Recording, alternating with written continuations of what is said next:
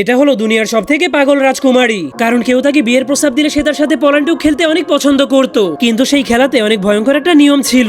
সেই খেলার নিয়মটা হলো, যদি রাজকুমারী সেই লুকিয়ে থাকা লোকটাকে খুঁজে বের করতে পারতো তাহলে তাকে গলা কেটে মৃত্যুদণ্ড দেওয়া হতো, আর যদি সে তাকে খুঁজে বের করতে না পারতো তাহলে তাকে বিয়ে করে নিত। কিন্তু সমস্যা হলো, সেই রাজকুমারী প্রতিবারই খেলাতে জিতে যেত, কারণ তার কাছে একটা জাদুময় আয়না ছিল।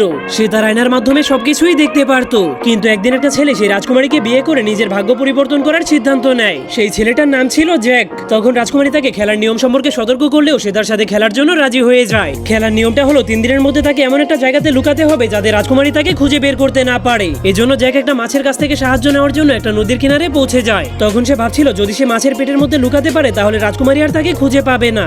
যা শোনার পর মাছটা তখনই তাকে সাহায্য করতে রাজি হয়ে যায়, কারণ কিছুদিন আগে জ্যাক এবং তার চাচা সেই নদীতে মাছ ধরতে এসেছিল। ঠিক তখনই তাদের জালের মধ্যে সেই বড় মাছটা আটকে গিয়েছিল।